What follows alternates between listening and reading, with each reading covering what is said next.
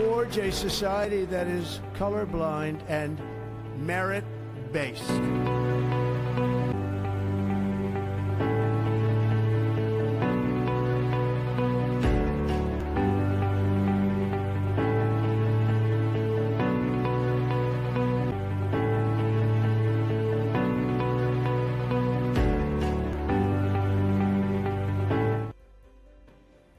Hi everybody. Hi Mario. Hi Princess. And hi Syria. Good morning. Hello. Good Morning. morning. Saturday. Yeah. So Syria, what are we starting today? What's the question we have today? Okay, so our first feature question is what key metrics or evidence should I present to demonstrate that my work qualifies as an original contribution of major significance for my EB1A petition? Wonderful. In fact, this is one of my favorite questions actually about this particular criteria, because I can tell you, all of you guys that after having studied over 1,000 cases, even after having met over 100 achievers, 50 are from our own program also, that approximately, I would have not have seen a single case where original contribution criteria has been cleared or has been approved and you do not get EB1A. I think there is only Mhm. one case where I've seen this kind of thing happening. But remember, it's also one of the most complex criteria to understand, to comprehend. First is, original contribution is not about your company actually. Let's understand. I think it's the whole criteria reads as original contribution of major significance to the field. I think many people realize think that original contribution is pertaining to something new that you have done. Original, by the very definition, may imply something new or creative way of doing things, but it has when you connect it to the field, please understand that it implies beyond innovation, beyond Mhm. creativity, and beyond initiative, a new initiative or something that we are talking about. It has to do a lot with what is the kind of a study that you are taking forward. Isaac Newton had once mentioned that I'm standing on the shoulder of giants.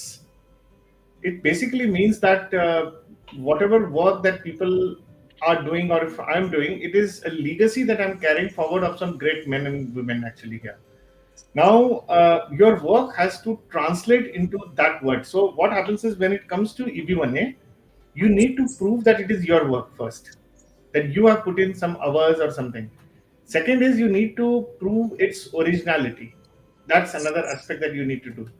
Now, originality, there are a lot of scientific metrics that can be used. There is something called as a Fisher's rule.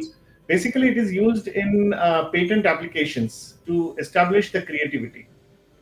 Then we have multiple metrics like FTD metrics, or there is something called as Mudholkar mastery metrics we use actually to prove that the work is original. It can go beyond your field of expertise. It is the output is beyond the company, that the impact of the work is beyond the company. Now remember one thing, the first thing you'll have to prove is its originality. That's the first and foremost thing. The second thing that you will have to kind of appreciate, that you have to prove its major significance to the field. Now, major significance to the field is established in two ways. The first is from an academic perspective, and second is from an application perspective. From an academic perspective, again, you will need to prove some quantitative metrics and qualitative metrics. In terms of its application, again, you will have to prove. So let us say I will just give you an example. Like there was one particular guy working with Citibank in our working as a student with us, and during the course of conversation, we realized that he had done, prepared some app for the institution, which, in that case, that particular app that he had made had 2 million customers, and there was a valuation done of $100 million, which was sold to some other third company, a private equity. Now, this could go as an original contribution. So he would need a letters, he would need a evidence of proving every line that you talk about, and how it was. It was essentially, I think, regarding some. I think it was regarding a retirement planning app. It's a particular app actually for retirement. Now, once you kind of get into that direction, you need to have an evidence that how did it change the contours of the field of expertise actually? How did it impact the field by itself? How did it change the retirement planning or a financial planning industry per se? Now that evidences you will need, and you will have to quantify those metrics academically and in terms of the structure. What was something new there? So this is coming from original contribution. Sometimes you may write a research paper, which could be somebody could have applied, and there could be a manifestation of a new output. Now, this is the way how original contribution needs to get presented. It's not about just getting 2 or 3 recommendation letters and somebody saying that, oh, so you need to have it like, even if it is in the company, you need to prepare a white paper or something uniqueness that you could do. It could be related to, and it has to be related to your field of expertise. So just keep that in mind actually. And once you do that, I think things will be in order for you. Okay. So don't just rely on just few recommendation letters or something. One needs to get more granular into it. So that's all I have to say. And guys, if you want to kind of, there are a lot of people which I would normally believe that somebody who is in the US has, let us say, 10 years of experience, definitely earning something around 150K. I would definitely say that there would be a good possibility that I have seen, that there is always some kind of an original contribution that can be that is always manifested based on the work that you have done, based on the impact that you have created in life, actually, in your professional career. I have always seen that happening. And it requires a good amount of introspection to kind of identify that. So that's all I would have to say. So let's move to the next question, guys. Absolutely. So our next question is from an anonymous user. It's a little bit of a long one, but they asked, my friend is working as a contractor. A small company based in California holds his H-1B, and he's been placed at different client locations over the years. For his LORs, the client managers and directors who worked with him are planning to mention approximate timeframes. Example, mid to 2021 to early 2022, or during 2018 to 2020, etc. Rather than exact start and end dates, since they collaborated at various times and may not remember the exact dates. So my question is it acceptable for LORs to mention approximate dates or timeframes rather than precise start end dates? Or at any point during the I-140 process, especially for EB1A, will he be required to provide exact dates for each client assignment? Okay, I think it's a very precise and a simple question from that perspective. And we are talking of original contribution to the major significance, and it is correct that you cannot kind of do that. I would always suggest something like, pull out some old email communications or something, and maybe attach that just to prove an evidence that the person was actually working. Since it is, I understand that this individual may not have actually worked with the organization on a full-time basis, but he was more on a contract basis. It is possible that you can get letter of recommendations, and approximate dates are absolutely fine, but you might like to give an evidence of that also, actually, or some contracts period, something. If you cannot pull out that, because these seem to be very old, 2018 to 2020 for 2 years, and it could be essentially, what I understand is it could be at an intermittent period, actually, like you work for 15 days, again for 30 days, again for 20 days. So there you may not have an exact date.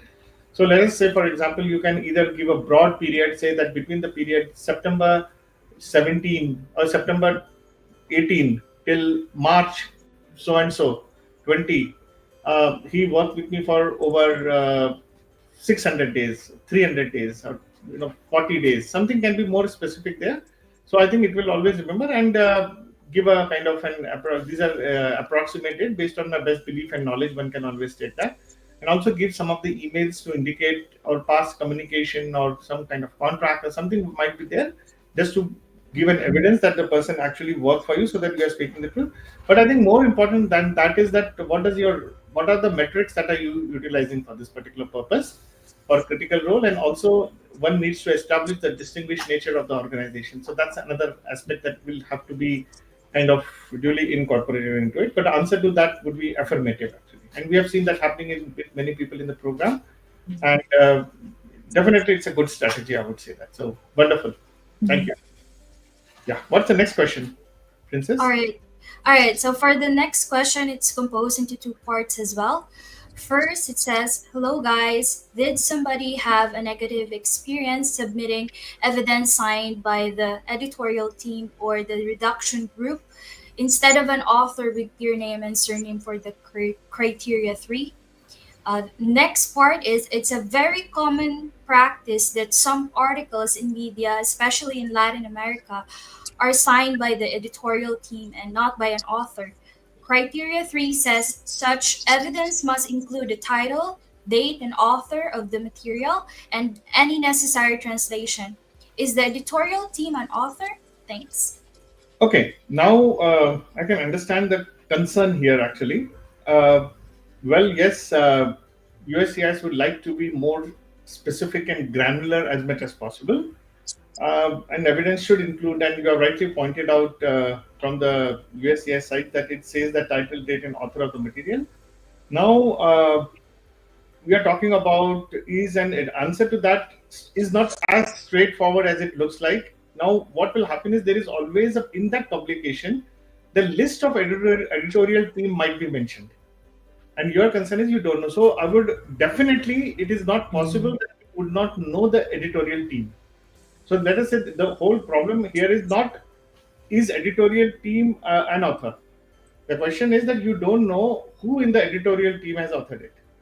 If that is a common practice in Latin America. So let's say, for example, there are 5 to 7 people in the editorial team. Please list all of them and give their profiles and say that it's a common practice, and give some sample of some very profound articles or something, and give them some couple of other more examples that how it is unique in this particular case. So I think that should help the police. I think it's a matter of you kind of putting forward or preempting an objection which kind of can be addressed even before that actually. So that's how I would like to put it across. So it's pretty straightforward, I would say.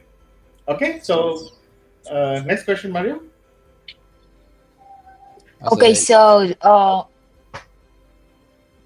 the next, I'm sorry. The next participant asked, how do we structure recommendation letters and who should I ask for them? I have been stuck looking at information, but none of it, it's very clear. Yeah, I can understand the frustration that you're having. Actually, at Next League, we have a very specific structure and format that we recommend actually. In the program, we always suggest that this recommendation letter should, number one, focus on a specific criteria. That's number one. Number two is it has to focus on quantifiable and qualitative metrics, what we are talking about. Number two. Number three, it should focus on your expertise. If it is regarding critical role, then what has been the impact of the organization? If it is for scholarly article or whether it is for it is for an expert opinion. So recommendation letter has various forms actually.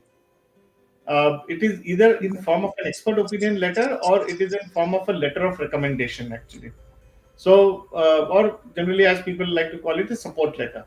So there is a particular classical structure that has to be followed for this particular case. And whether the person is known to you, how he has been known to you, what is the locus of that person to talk about you. I think all these things. So there is a proper structure in the program that we have. If you want to kind of know more, you may like to join the program and kind of use the structure, which we have seen has been working for almost everybody in the whole EB1A. We have got over 50 achievers kind of following this structure and getting it.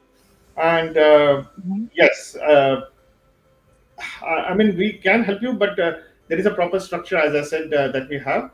And expert opinions are much more complex than a typical recommendation letter.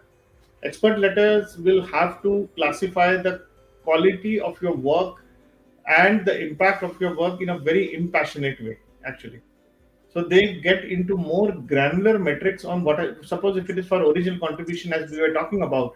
So in terms of original contribution, what has been the, in terms of impact on the field itself? It could depict how the work is original. So there are multiple levels and multiple layers embedded into all these kind of letters and structures. If you want to know more about us, please reach out to Mario, Syria, or Princess, and we'll be more than happy to help you guys. Okay, so let's move to the next. Absolutely. So our next question is from Anonymous. They say, what's the typical timeline for preparing and submitting a strong EB1A petition? I've heard this process can take 8 years, and that's just not suitable for my current situation. I want a program that can help me get this done within a year. Does the next league help with people who are willing to put in the time and dedication to build it up the right way? Absolutely. But remember one thing, it's not about you getting EB1A or a petition. It's about what has been the impact of your work so far. I mean, it's a very kind of a loaded question actually. It's not something, it is not about you getting it. So question is that we normally take people who have at least 5 years of experience. Okay, that's number one. Number two is that what has been the nature of the work that you have done. It also makes a tremendous impact on the your ability to pursue this particular route. Remember, EB1A, the success for your EB1A has three dimensions. The first is your expertise. You have to be an expert. The day somebody comes to me and says that, oh, fine, I'm in the top 1% of my field or 10% in my field of expertise, then I think we start from there actually. Then I think there is second dimension is you understanding the concept of EB1A jurisprudence. What is EB1A? Why are these 10 criteria? Remember, the 10 criteria are only metrics to look at your profile. They by itself, we have seen people getting 8 criteria approved and still getting rejected. So it is not going to kind of, just help you become EB1A because you kind of fulfill the criteria. So that's another aspect. And the third is how to present yourself. So now, in terms of how to draft recommendation letters, how to work with an attorney, how to draft expert opinion letters, the nature of those letters, how to draft a petition, how to understand a petition, what USCIS is looking for. So our sessions are into this. So it will interplay between these three dimensions. So what I said is number one is, you being an expert. Number two is that you being, you understanding EB1A, and third is learning how to present yourself. So if you have this, so the day you tell us that you are an expert, then the second two part is something that you just need to have a more from an information basis. You need to have that information and apply it. Having said this, we have seen people who are younger, I mean, around 30 years of age, they have taken around anywhere from 18 months to 2 years to become EB1A and to kind of put their energies, mind, body, and soul into it. Somebody who has at least 10 years of experience and who has been kind of committed, we have seen getting it in around 8 months to 12 months. And there have been very few who kind of would have kind of got it within 6 to 8 months. So it's a matter of your own commitment. But while it is a matter of your commitment, it is also an interplay between what have you done so far. Because if you are not an expert, you need to become an expert in your field. It's not about, okay, can you publish certain papers in a good amount of time? So there are a lot of factors that will be at play here, actually. So just keep that in mind. That's all I have in the kind of question. If you are 8 years is, I think, a too long a time. I would not say that, because I think in any field in today's world, in the digital age, there are a lot of ways in which you can kind of expedite the process. But it is not, expediting is not about rushing actually. It's about you putting the best foot forward. Okay, so that's all I have to say. So let's get something this thing. Yeah, what's the next question? Yeah. Okay, so for our next question, how do you differentiate between someone who's ready to file in 3 months versus someone who needs 12 months? Is this covered during the discovery session? Oh, okay, fine. That's a very good question. Now, what happens is that somebody who is ready to file in 3 months, I mean, they would have all their evidences ready. They would have their expertise identified. I mean, hardly we have seen people of that caliber or level right now. Because then if you are doing this, and remember one thing, that Next League is not a kind of a EB1A legal service. While we are a law firm also actually, and we offer legal services to people who undergo the program. If you're solely looking for legal services, the best way forward would be to kind of go to a lawyer and attorney. They are your best bet. But from our perspective, we look at EB1A as a total transformation journey actually for you. And to help you become the best version of yourself. The idea is not only for EB1A, but to kind of put you on a success path, either that could lead to your higher pay, more salary, better career prospects, better job responsibilities, and to kind of make you a best version of yourselves, and where EB1A becomes a milestone for you. So 3 months is actually a too short time for that. We would not encourage you to kind of come to because then I think you will always be in a hurry to do that. If you are looking, I think the best is to go to an attorney, and they might be able to help you better. But if you are talking about as I mentioned in my previous response, that it is about you becoming an expert. You ask a person that, okay, it is not about how much work you have done. You ask a subject matter question to that expert, and I think the way that person would respond, we would see that how expert that person is, and how intense that person can get into in terms of learning all the three dimensions, which is about being an expert, then learning about EB1A jurisprudence, and third is about learning how to present yourself. So yes, you can reach out to us. We'll tell you how best, whether we can actually help you or not. So let's move to the next question actually. Okay, so someone asked, how do you tailor your coaching approach to professionals from tech STEAM versus business or academia? I feel this could get confusing fast, especially with everyone having different expertise in their profession. Okay. Now I think it's a very good question. I would say that because I think because we, out of all our close to 50 achievers, we would have people having multiple domains actually. No single expertise has been common across science and businesses, or any other field of discipline. Now, remember one thing: when you are sending your petition to USCIS, you are sending it to a person who is a non-lawyer, number one, and number two, who may not be a technocrat also actually in your field of expertise. Yet you have to learn to write properly, and that's exactly involved into this. The first is, we don't teach you your subject matter expertise. That you have to be, you are your best expert here. Neither would be an attorney who is kind of writing a document for you or petition for you. So what we do is, number one is, we don't teach your expertise, but we tell you how to present your expertise, and that will resonate the most with you. Number two, we tell you about EB1A jurisprudence, what works and what does not work. What are the 10 criteria and how to use them for your effectiveness. That is something that we teach. And third is, what is the structure of recommendation letters, what is the structure of expert opinion letters, everything. So the fabric that holds and binds all the issues together is consistent, whether you are in tech, STEM, business, or academia. And we have had people across the disciplines. We have had people who were kind of in academics, holding a position of lecturers and professors. We have had people who were product managers in business. We have had people who were technocrats, from clinical trial to engineering in PhDs. So we have all kinds of people, and they have successfully kind of crossed the journey for their EB1A actually. So if you want to reach out to us, we'll be more than happy to help you. Wonderful. So let's move to the next question. Yeah, absolutely. I think this next question will kind of transition really perfectly into what you just said. But they ask, "Hey Mario, I was looking over the dossier you shared, and I have one question for you. How do you define the field of endeavor for my petition, and how narrow or broad should it be at the next league?" I think it's a good intense question. Actually, we follow something called as the done process, actually, where the first step is the defining your expertise. Now, once you define your expertise, one of the unique things is that it's a patented process we have actually.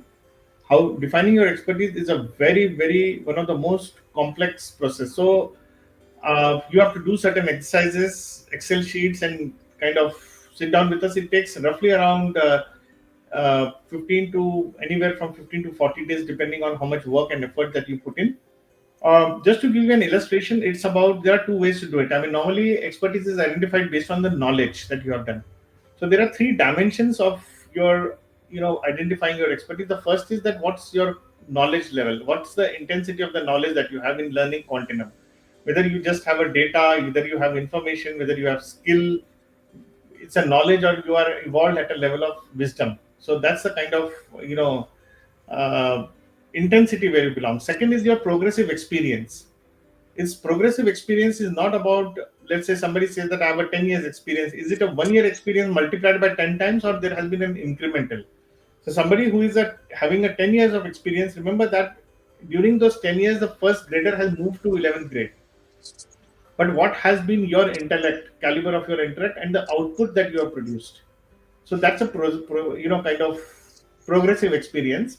And third is the impact that you have created. With just having a knowledge, you cannot create an impact. USCIS is not looking for the knowledge.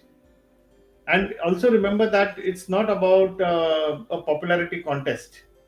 It's not about sustained acclaim. That when you look at, we actually have to see the three dimensions of it. The first is the knowledge that you have gained, the experience you have had, and the third is the impact that you have created. And we have to see an interplay of all these things, and we have to reverse engineer all these three things and then come out with an expertise. Your profession does not define your expertise, your job description does not define your expertise, and your but your impact of your work has to define your expertise. So we have to reverse engineer all your work, see the successful contours, and put you in a position where that could kind of serve best for you actually. So it's a very, very intense exercise that people have to undergo to be in the program to do this actually. And we are happy to help you in case you're interested. Please reach out to Mario, Syria, or Princess. So we'll be happy to help you. And let's take the last question for the day today. Okay, so for the last question, hello friends, I've spoken at many internal company events. Can that be positioned as judging or leading? I'm trying to build my profile to showcase my experience within my profession and want to add this within my evidence while working on my petition. Well, I don't understand this question because you have spoken, and how it is judging then actually.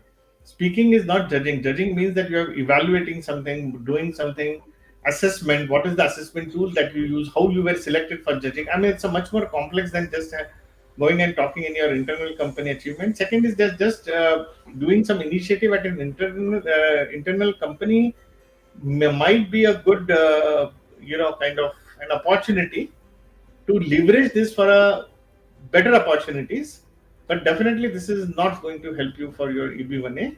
It is just one of the initial activities that you have done, and it is a simple activity that any manager is supposed to do. It does not establish that you have played something very critical role or a leadership role in the company. What was the again? I said EB1A you don't get because of doing something. It's about the impact that you have created. So I mean, this is a very. I mean, I would say that this is a very rudimentary. This would not create any kind of impact in your EB1A petition. This would be merely unless and until you are able to prove that you addressed C-suite executives or some board of directors, and that was some presentation that you made because of the nature of the work and it was highly recognized. Then it might be useful, depending. But you'll have to get evidences for all these things actually. So otherwise, it may not be kind of helpful. So guys, that's all I have today. And thank you, Mario. Thank you, Surya. Thank you, Princess. And guys, if you want to reach out to us or have any questions, please reach out to either of us. Or if you want to join the next week program, we are more than happy to help you. And wish you a good day and wonderful. Thank you for joining us today. If you have any further questions or need personalized guidance, please reach out to us. We are here to help you every step of the way in your journey towards achieving your American dream. Let's connect and make it happen together.